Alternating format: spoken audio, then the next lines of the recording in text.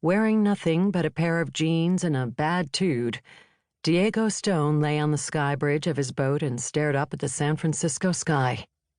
It was butt-ass cold, turbulent and moody, all of which suited him just fine.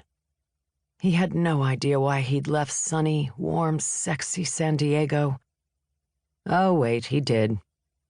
He'd received a text asking him to show up for his brother's important all-hands-on-deck wedding planning lunch that, as Rocco's best man, Diego was required to attend.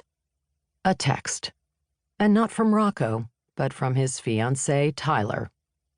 Hands behind his head, feet crossed, Diego purposely relaxed his body 1 inch at a time. It was a technique he'd learned early on during a childhood as tempestuous and unstable as the sky above him.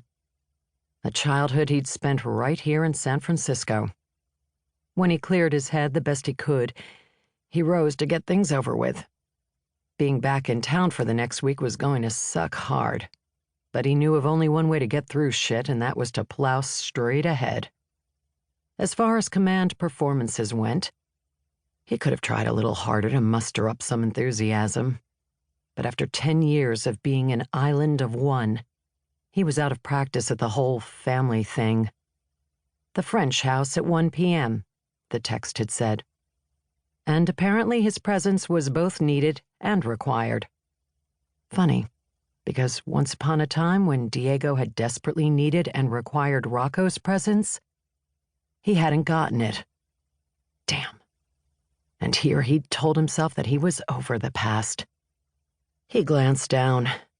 He'd spent the past few years running a small boat charter service for a guy who didn't like to get his hands wet.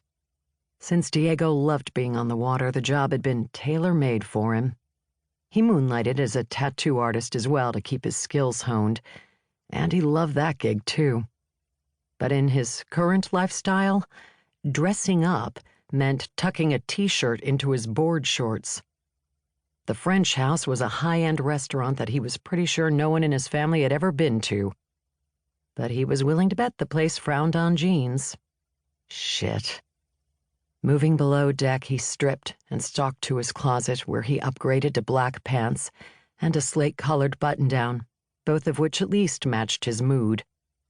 At the last minute, he added a jacket because why get this far only to get refused at the door? He borrowed a motorcycle from an old friend and hit the road, still brooding. It had been a long time since he and Rocco had been in the same room at the same time. Even longer since they'd been in the same room at the same time without yelling at each other. When Diego walked into the restaurant, a maitre d' with blue spiked hair and a bow tie greeted him. "I'm here for the Stone wedding planning lunch," he said. The bow-tied maitre d', who looked to be around 12, shook his head. "I don't see a wedding planning lunch.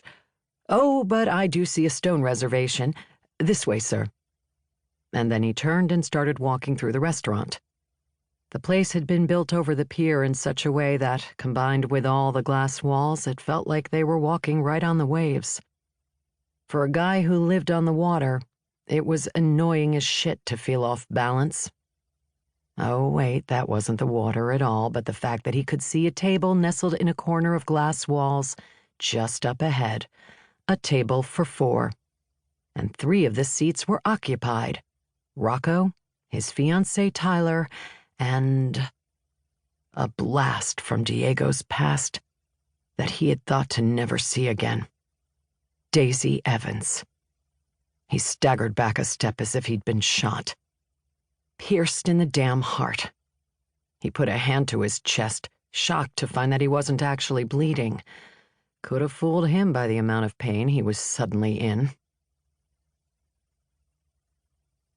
To keep listening to this audiobook, I've left you a link in the description so you can do it, at no cost thanks to Audible's 30-day free trial.